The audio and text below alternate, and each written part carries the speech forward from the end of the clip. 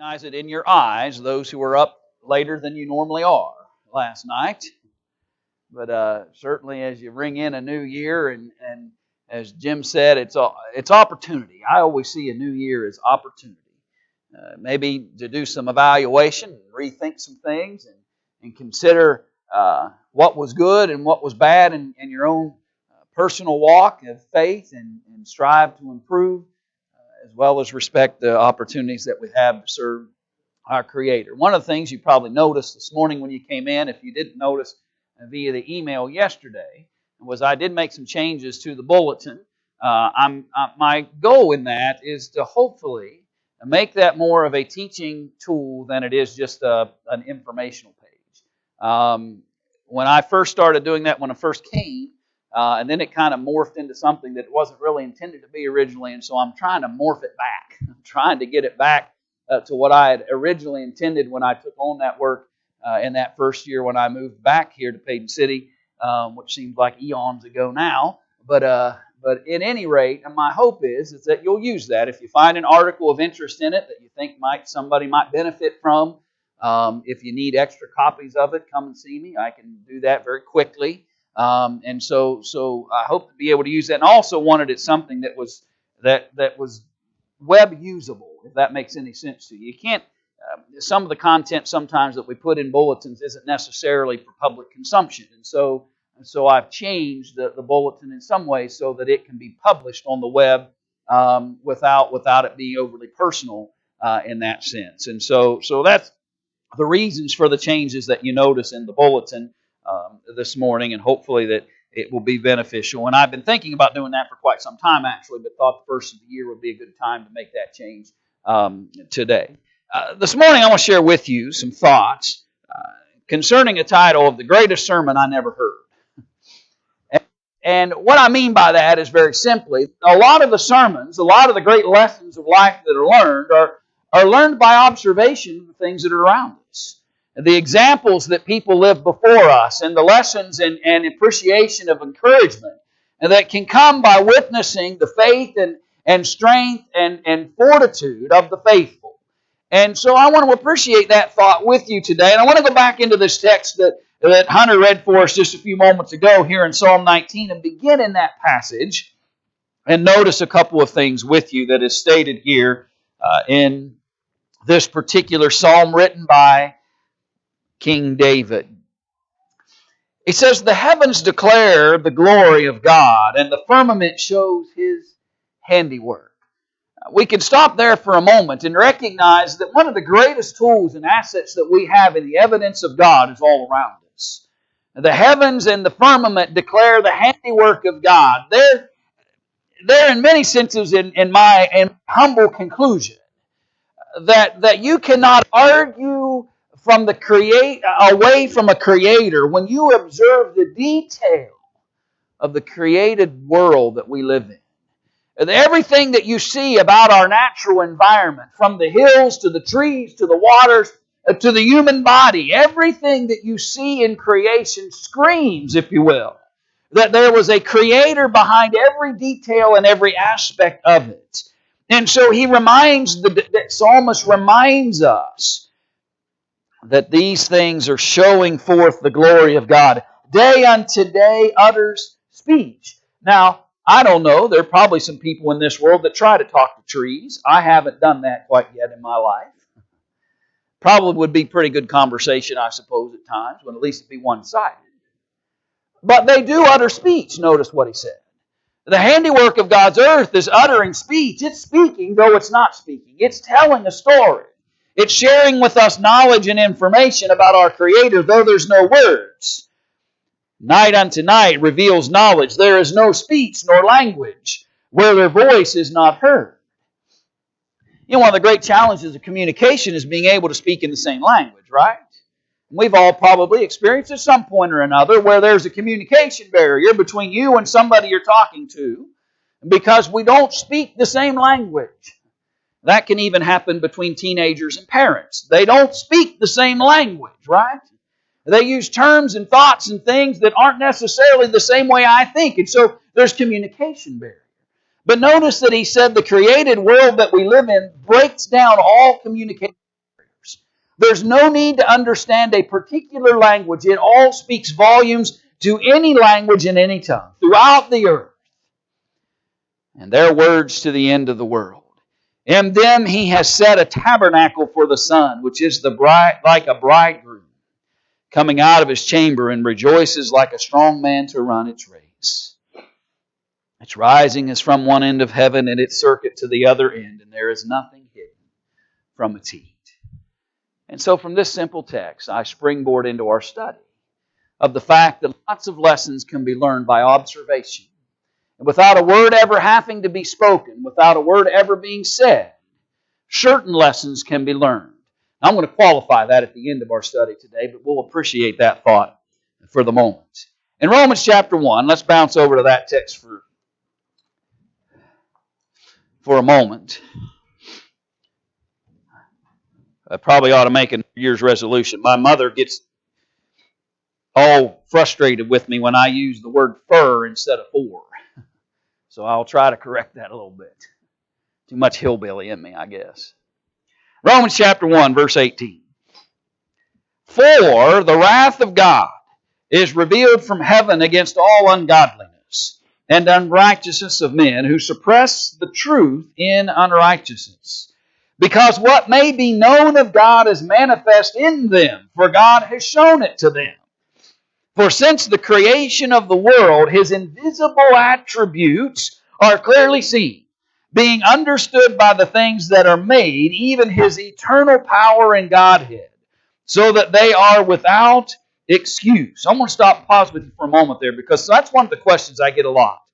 Is what about somebody who's never had exposure to the gospel?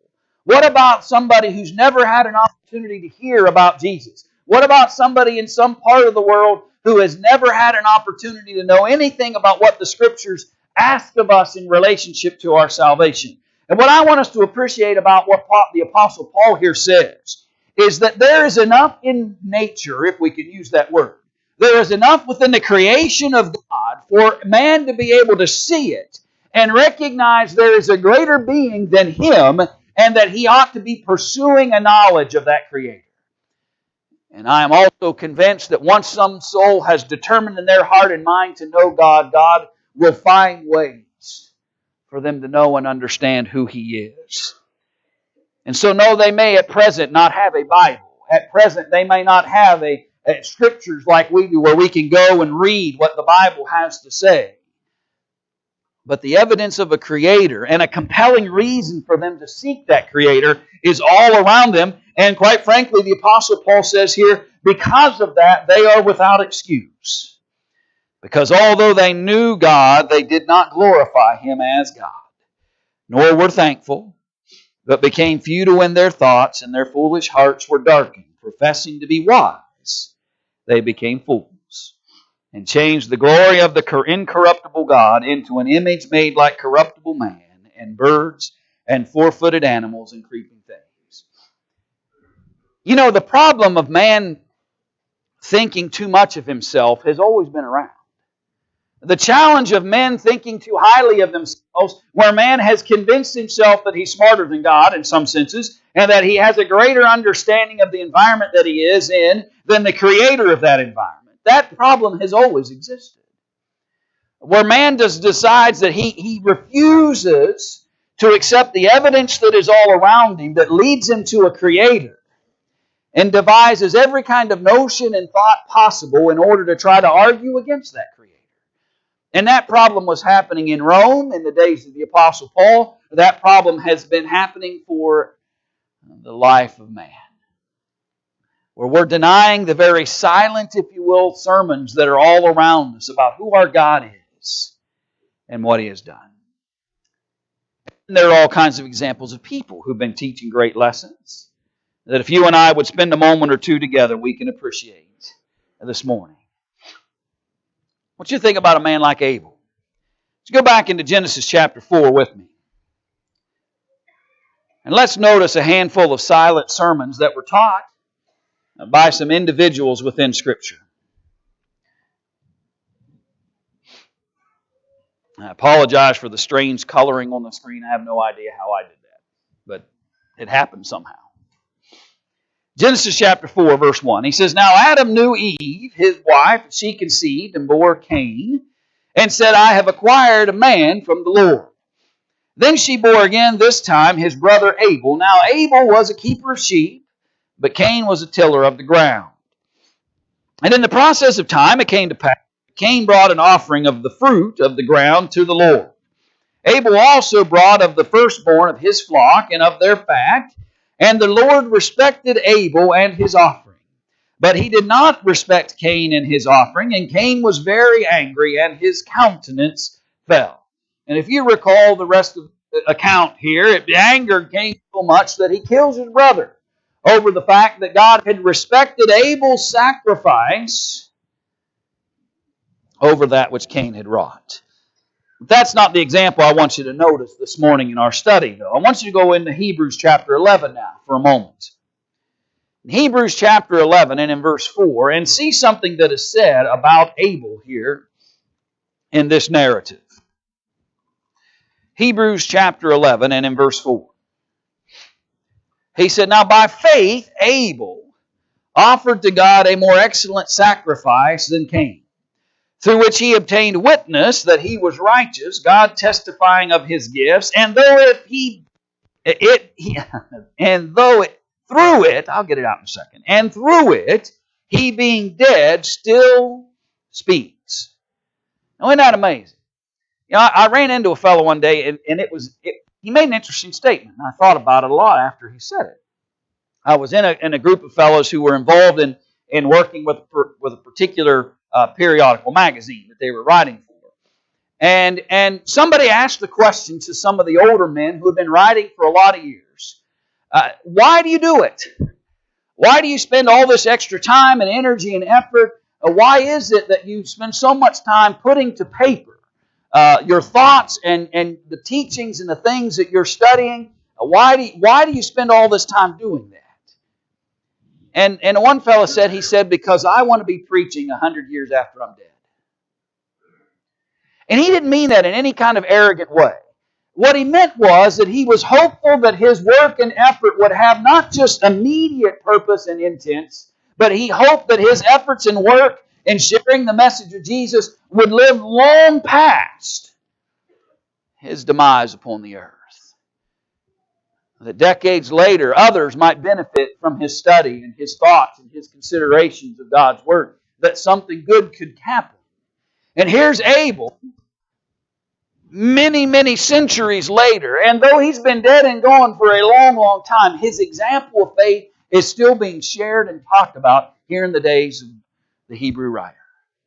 When they're trying to find some example to point to, or somebody illustrated their life of faith and how it is they honored God through that faith, here's Abel.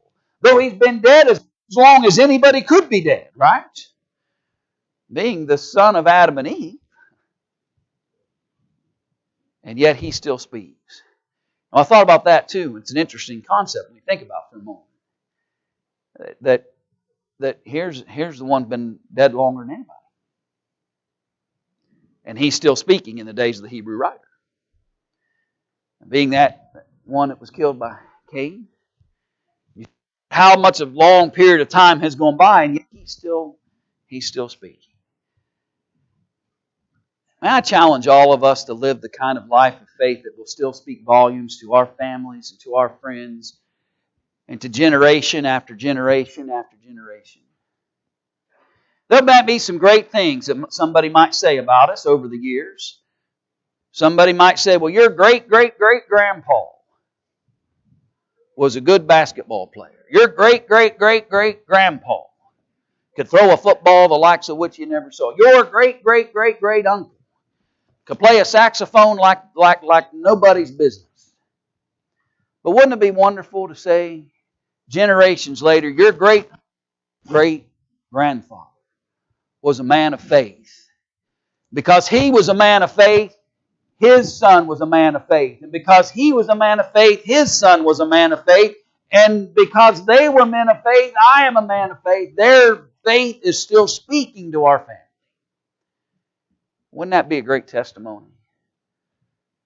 Wouldn't that be a wonderful thing to be able to say that after generation after generation after generation, That maybe the very first one who came in contact with the gospel, the very first one who chose to honor the Lord, is still being talked about in that family. Because his faith is still speaking volumes. Though he can no longer speak for himself, though he can't say a word. Just like faithful Abel. His teachings and his lessons and his encouragement of faith is still teaching others to this day. I think about Timothy. Look at 1 Timothy chapter 4 with me in verse 12.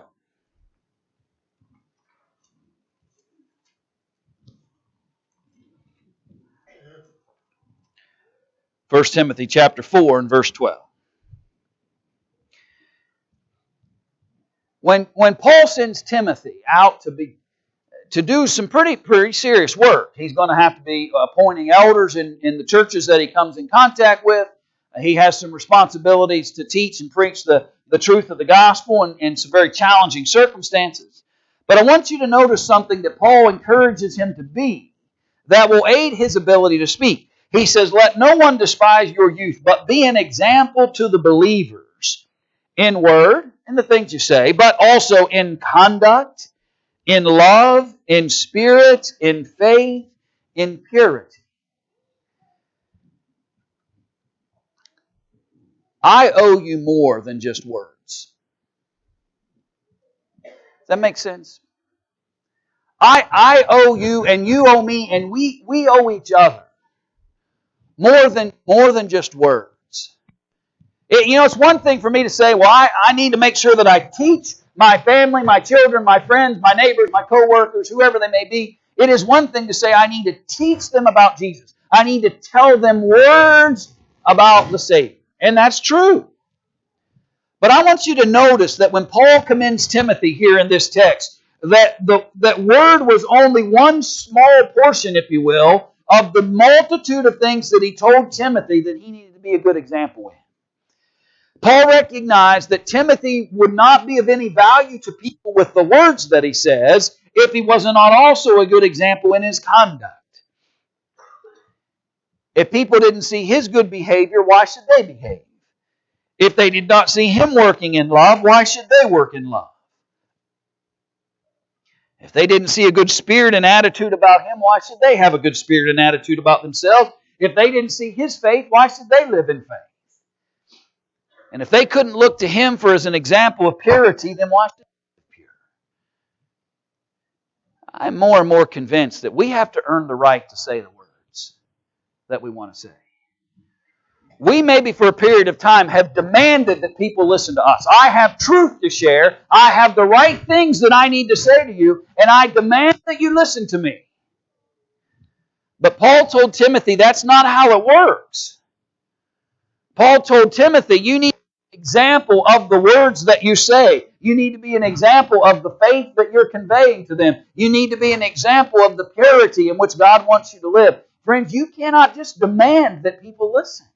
I can't just demand that people listen to what I want to tell them. We earn that right, if you will. We earn that opportunity by the conduct of our life.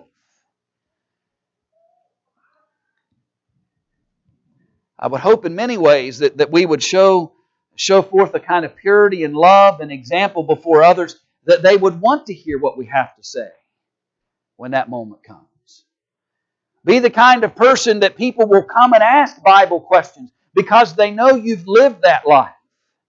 They know you've behaved in certain ways, that you've gained their respect in relationship to spiritual things. They'll come and ask when they have a religious challenge, a spiritual question. The things that we do to bring others to Christ don't always have to do with the things that we say to them. And I believe sometimes we make the mistake of trying to appease our conscience by saying, well, I told them what they need to do. Well, that may be part of it. But I need to also exemplify in my life what they need to be. I need to let my nonverbal communication, if you will, speak just as volume or just as much as the words in which we say. The message that we present. I think about Zacchaeus. I could probably ask every child in the room right now. Who is Zacchaeus? And we would hear that he is a wee little man. Right? And we sing the song, Zacchaeus was a wee little man, and a wee little man was he. And what did he do? He climbed in the sycamore tree. Well, there's more to it than that, right? Look at Luke chapter 19 with me. Then Jesus entered and passed through Jericho, verse 1. And now in verse 2, now behold, there was a man named Zacchaeus, who was a chief tax collector, and he was rich. I want you to think about that for a minute. How popular do you think Zacchaeus is? Because when it came tax time, you had to pay him. He's the guy collecting the taxes. And at the same breath, he's also a man who's got wealth of his own. And so sometimes you get that imagery if you feel like you're handing to him and he's sticking it in his pocket. And so he's not going to be the most popular guy in town. And he sought to see who Jesus was, but could not because of the crowd, for he was of short stature, wee little. So he ran ahead and climbed up into a sycamore tree to see him, for he was going to pass that way. When Jesus came to the place, he looked up and saw him and said to him, Zacchaeus, make haste and come down, for today I must stay at your house. So he made haste and came down and received him joyfully. But when they saw it, they all complained, saying, he is gone to be a guest with a man who is a sinner. And then Zacchaeus stood and said to the Lord, look, Lord, I give half of my goods to the poor. And if I have taken anything from anyone by false accusation, I restore fourfold. I want you to stop and think for a moment. Now, you can't tell me that the people of that community didn't know that. Right?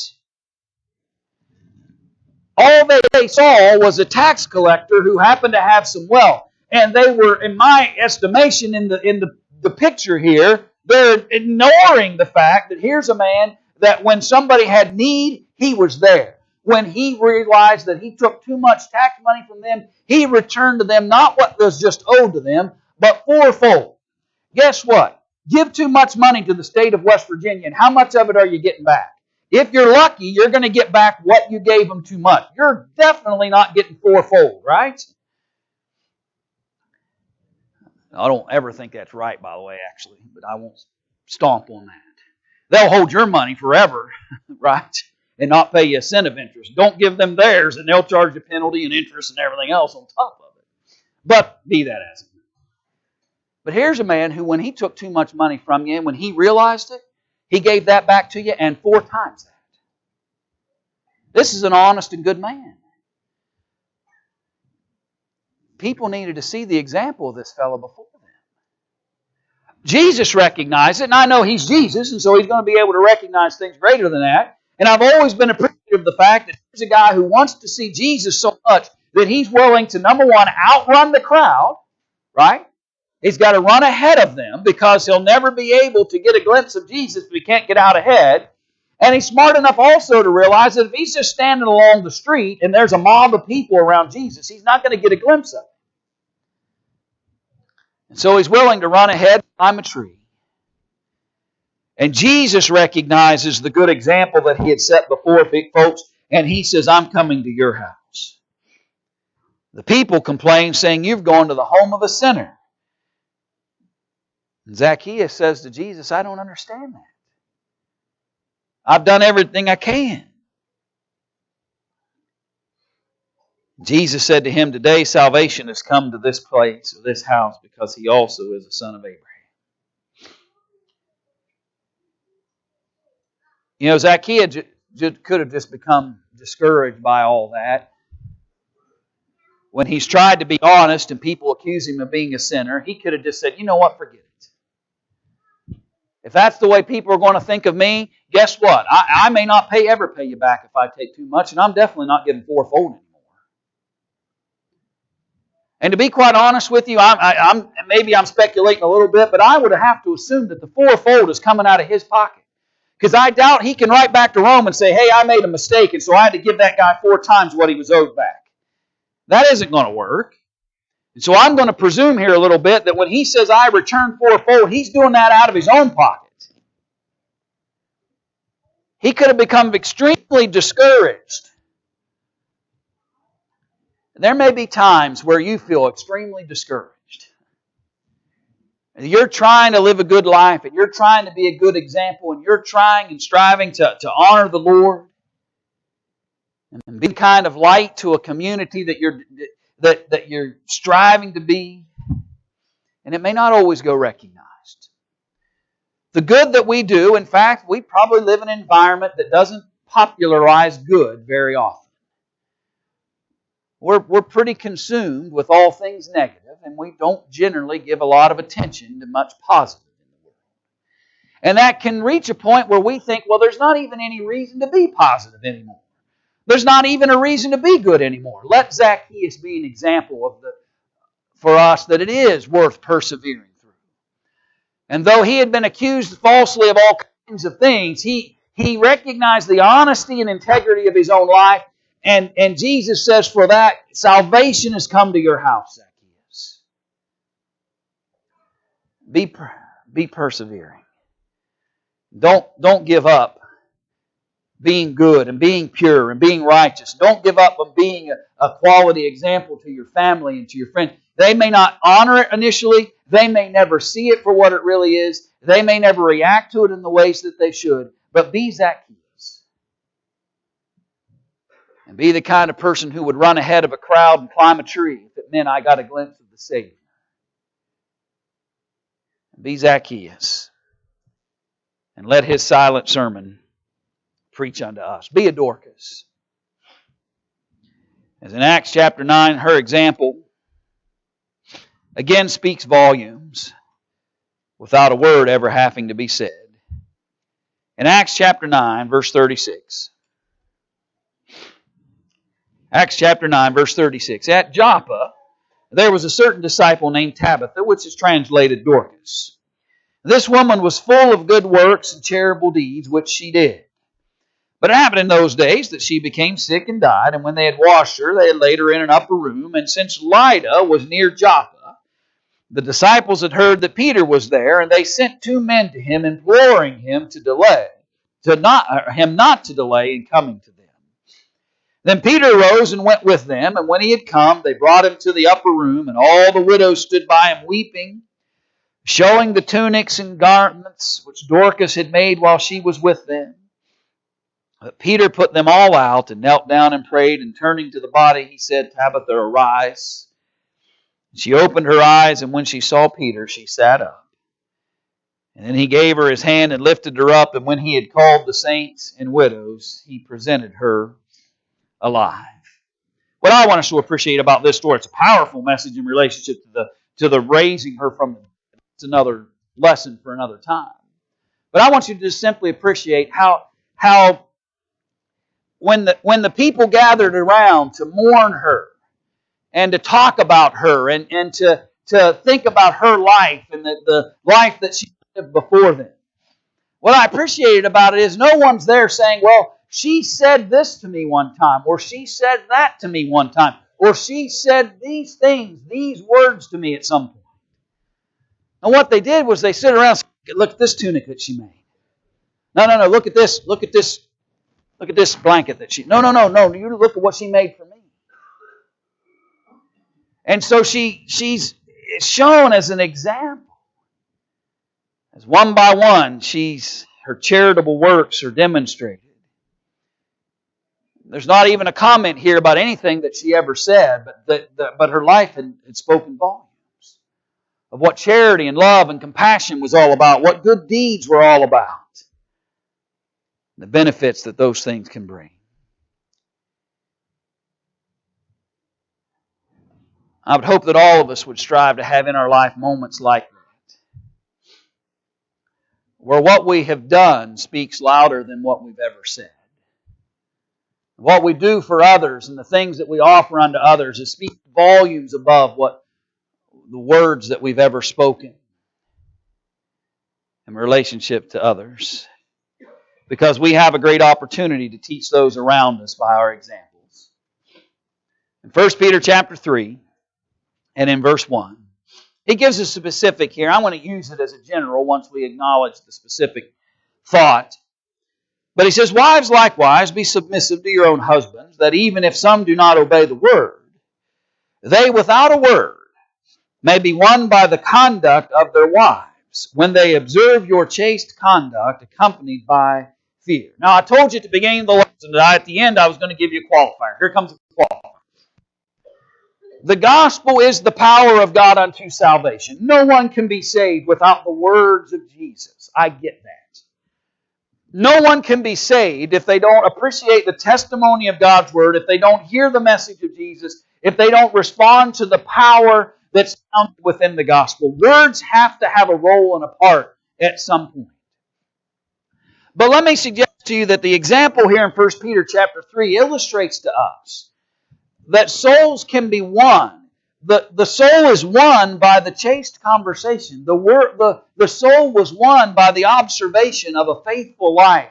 The soul was won by the example of the wife, who without a word being said was able to persuade her husband to become a believer in God by her actions and her conduct.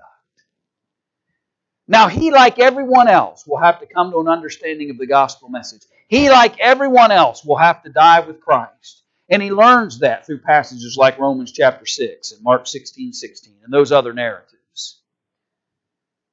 But what we're talking about this morning is the power of her example. Her example led him to consider whether he ought to become a believer in God. Her example led him to consider whether he ought to give some thought to his obedience to Jesus Christ. Her example is what won his heart. And what I appreciate about it is that there's nowhere in this context does it say anything about badgering or browbeating. In fact, in generic or specific context, I don't know of a Bible passage anywhere that says any soul was saved by browbeating them into salvation. Now, you can correct me if I'm wrong, but I don't know of any. But I do have this one that says, by the chaste conduct, by the careful observation, by the purity of life, folks have been won to consider their relationship with Jesus Christ. Words have to eventually be spoken. The testimony of God's Word eventually has to be shared. You can't come to Jesus without knowing the gospel message. And so I readily admit, acknowledge, understand, and appreciate that the gospel has to be talked about and shared, and those words have to be conveyed. But let's not lose sight of the power of example. Let's not lose sight of the power of someone observing our faith and our conduct and our charity and our work and service. And their interest in the gospel and their interest in becoming a believer and their interest in their Creator may increase by observing our lives. And so let's be determined in the coming year and whatever time God blesses us with to not just speak sermons of words, but to go out and preach some of the greatest sermons that were never spoken, but were observed in the life and conduct of our lives. And let's encourage others to appreciate who Jesus is by the way I live and conduct myself. If you're subject to the gospel today, will you honor that gospel? Will you come to salvation in Jesus Christ? Will you die with Him through baptism? Be raised to walk in newness of life. Or if you've done that, and we can pray for you, strengthen you spiritually today, encourage you in some way to walk that path again. If we could help you, strengthen you, pray for you, then we invite you to come while we stand and while we sing.